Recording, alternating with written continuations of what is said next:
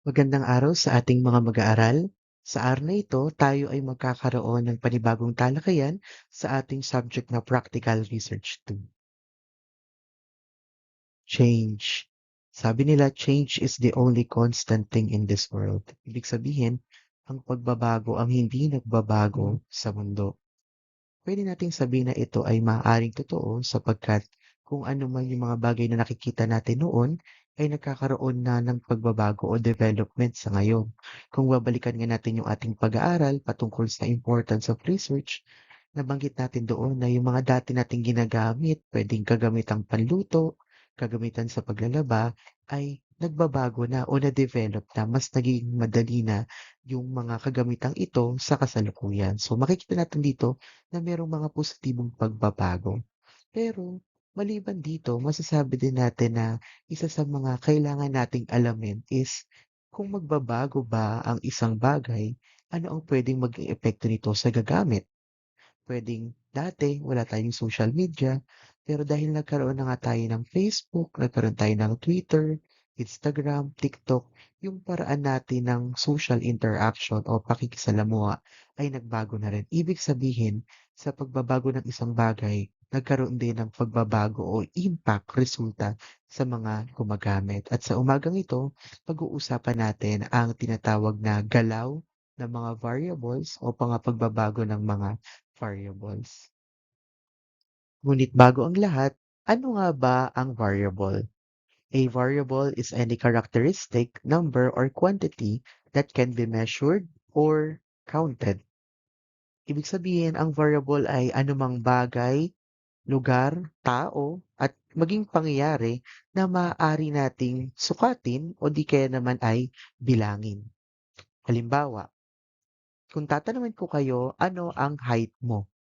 Ang height ba ay maaaring sukatin? Tama. So, ibig sabihin, ang height ay isang example ng variable. Pero kung tatanungin ko naman kayo, ano ang inyong grade level? Maaring ang sabihin nyo ay, ako po ay grade 11, at pwedeng ang sabihin ng kasama nyo ay, ako naman po ay grade 12. Ibig sabihin, may dalawang partikular na sagot sa aking tanong. Ang grade level ba ay maaaring sukatin? Hindi. Pero, maaari ba itong bilangin? Tama. Pwede itong bilangin. Pwede kong tanungin, ilan sa inyo ngayon ang grade 11 at ilan naman sa inyo ang grade 12. Ibig sabihin, kung ito ay pwedeng masukat o kaya pwedeng mabilang, ito ay isang uri ng or isang halimbawa ng variable. Kung tutuusin, marami tayong pwedeng pag-usapan patungkol sa variables. Basta lagi nyo lang tatandaan kung ang isang bagay ay pwedeng bilangin o pwedeng sukatin, ayun ay isang halimbawa ng variable. Mayroon tayong dalawang pangunahing uri ng variable. Ang una ay tinatawag nating independent variable at ang ikalawa naman ay tinatawag nating dependent variable. Itong dalawang variable na ito ay masasabi nating may kaugnayan sa isa't isa. Sapagkat kung magbabago ang galaw ng isa, maaapektuhan ang pangalawa. Ito na nga yung sasabi kong kaninang ilustrasyon na sa pagbabago, change is the only constant thing in this world. Kapag nagbago ang isa, pwedeng maapektuhan ng pagbabagong ito ang ikalawa. Ang independent variable, ito ay tumutukoy sa cause o sanhi at ang dependent variable naman ay tumutukoy sa effect o resulta. Sa madaling salita, kung ang independent variable ang sanhi, kung ito ay magbabago, automatically magbabago din ang effect or ang dependent variable. Lagi niyong tatandaan, ang nagbabago na una ay ang independent. At dahil sa pagbabago niya, naaapektuhan at nagbabago din ang ikalawa, which is the dependent variable. Independent is the cause at dependent variable naman is the effect. Kung magbabago ang bilang o sukat ni independent variable, magbabago din ang bilang o sukat ni dependent variable. Remember, ang variable is anything that can be measured or counted.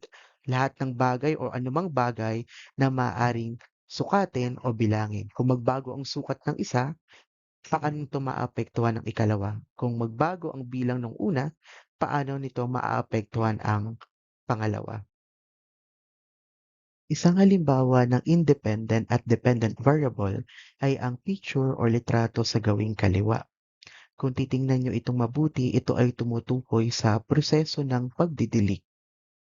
Nakakaapekto kaya ang dami ng tubig o sukat ng tubig sa magiging laki ng halaman, bilang ng dahon nito at kung ito ay mabubuhay o mamamatay?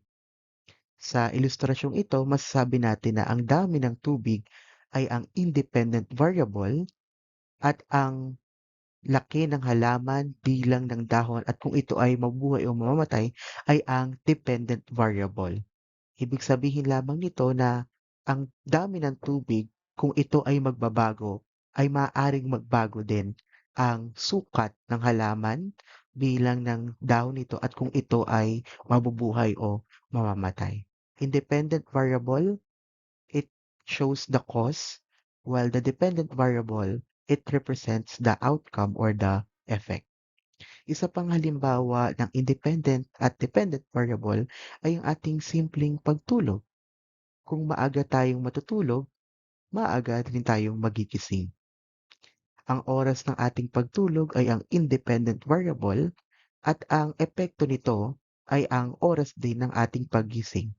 Kung tayo naman ay late ng matutulog, magbabago din ang oras ng ating paggising. So, ang oras ng ating pagtulog, ito ang independent at ang oras ng ating paggising, ito naman ay dependent. Ngunit nais ko lang bigyang liwanag din or karagdagang explanation na ang relasyon ng independent at dependent variable ay lagi nasa natural state.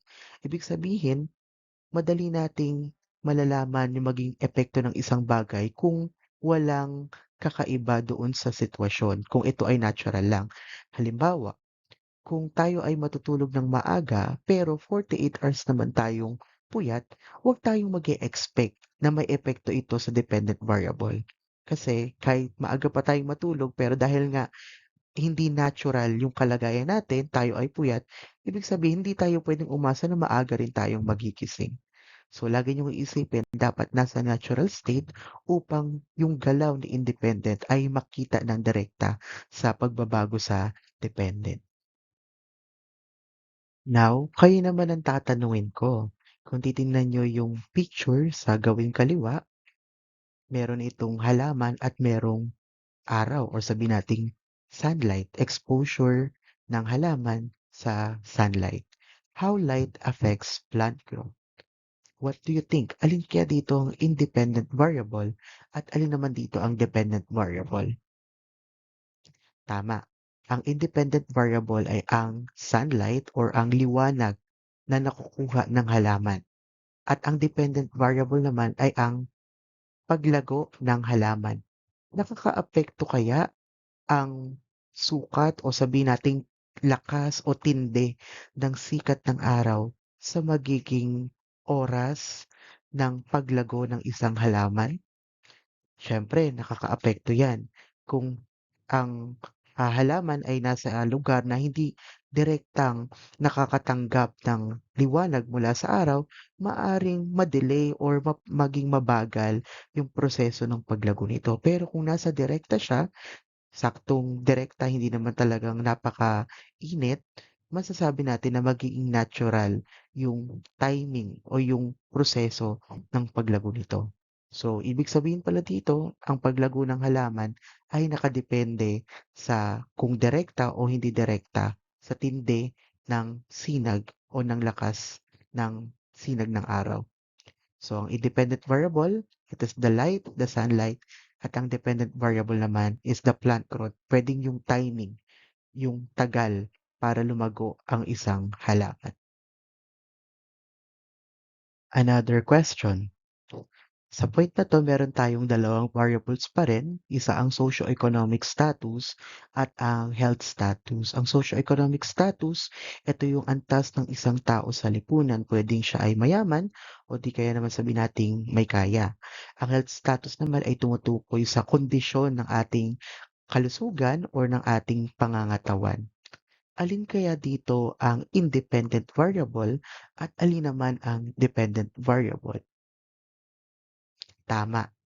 Ang socioeconomic status ang independent variable at ang health status naman ay ang dependent variable. Masasabi kasi natin na kapag ang isang tao ay may kaya, hindi kaya naman siya ay mayaman, may mas mataas siyang kakayahan para pangalagaan ang kanyang sarili at mapangalagaan ang kanyang kalusugan.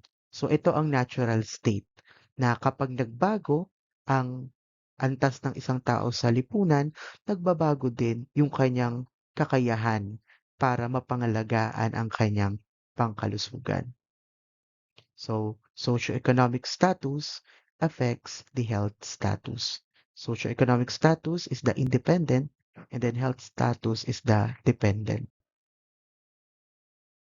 Isa pang halimbawa ng independent at dependent variable ay ang oil price at poultry price. Alin kaya dito ang independent at alin naman ang dependent variable? Tama. Ang independent variable ay ang oil price at ang dependent variable naman ay ang poultry price.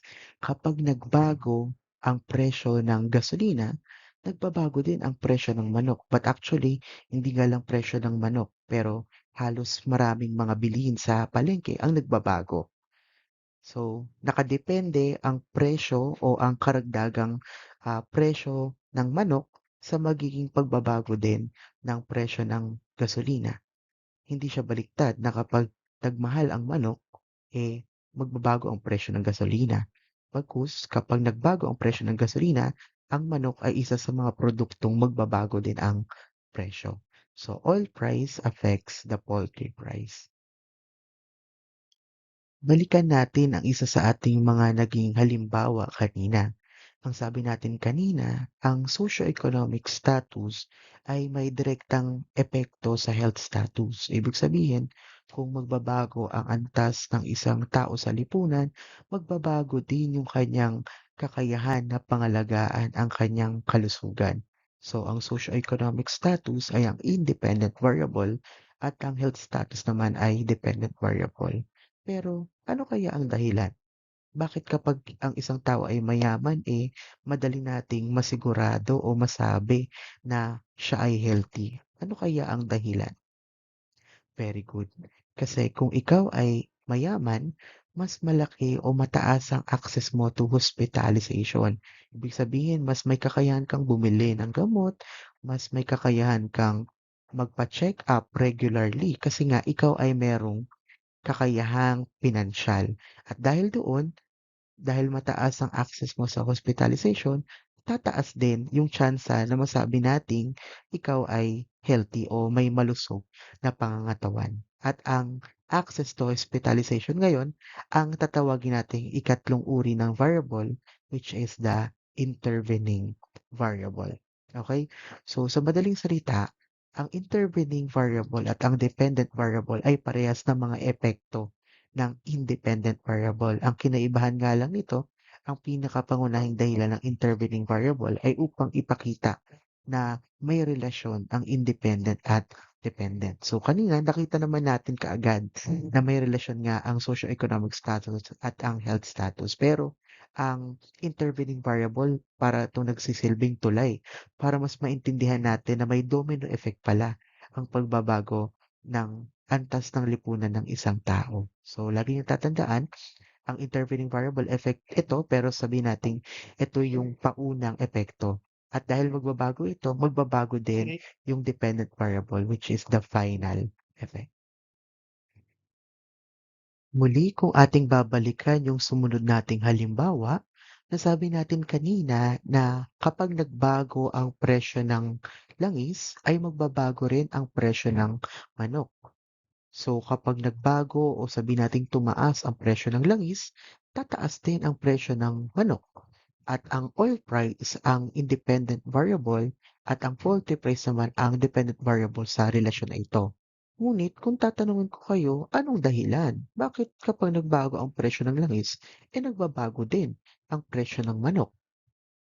Tama. Dahil may tinatawag tayong transportation cost. Natural, itong mga manok na 'to bago itong maihatid sa mga pamilihan natin, kailangan itong i-distribute at nangangailangan dito siyempre ng mga vehicles, nangangailangan 'to ng mga sasakyan at ang sasakyan na ito ngayon ay gagamit o kukonsumo ng langis. Kaya kung nagmahal ang presyo ng langis, magiging mahal din yung proseso ng pagdi-distribute o pagta-transfer ng mga manok na ito patungo sa ating mga pamilihan. Dahil diyan, idadagdag ngayon yung pagtaas o yung mahal na presyo ng langis, idadagdag ito yung ilang bahagi nito sa presyo ng individual na produkto ng manok.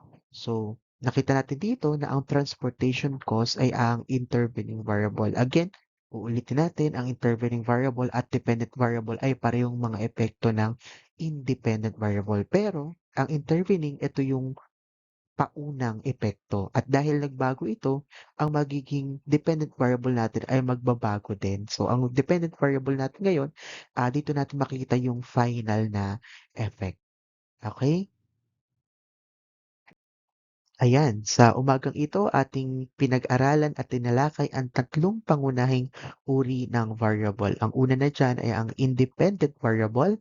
Ang independent variable, hindi ito naaapektuhan ng ibang variable bagkus siya ang nakakaapekto sa iba kasi siya ang tumatayong sanhi. No? Sa kanya magsisimula muna ang pagbabago. At sa kanyang pagbabago, nagbabago din yung mga susunod na mga variables. Ang ikalawa naman natin ay ang intervening variable.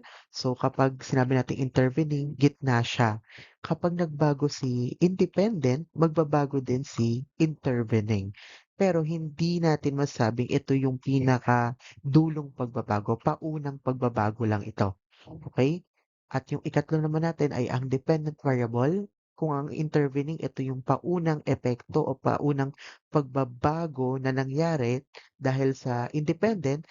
Ang dependent naman, ito na yung pinakahuli o sabihin nating pinakadulong naging impact or effect ng independent variable. Okay? Napakahalaga na malaman natin na sa bawat galaw o pagbabago ng isang bagay ay naaapektuhan ng ibang bagay para siyang domino effect. Kapag nagbago si independent, nagbabago si intervening at dahil nagbago si intervening, magbabago din naman si dependent.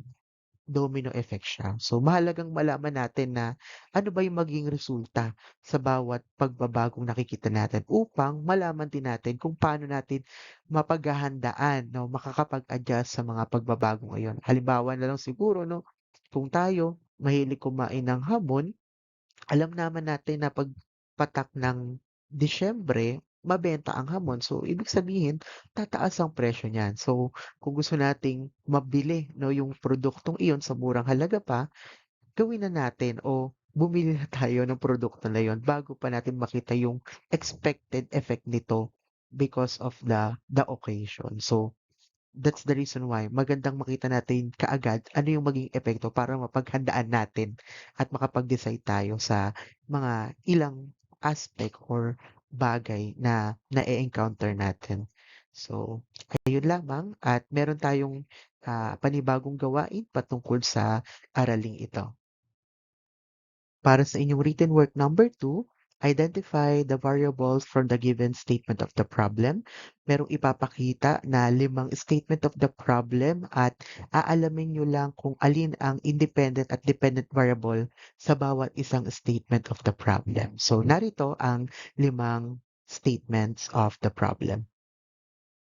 Ito yung unang tatlong statement of the problem. So, sa 1/4 na yellow pad, isulat nyo yung independent at dependent variable sa bawat statement of the problem. Plus, I want you to become mindful pagdating sa numbering.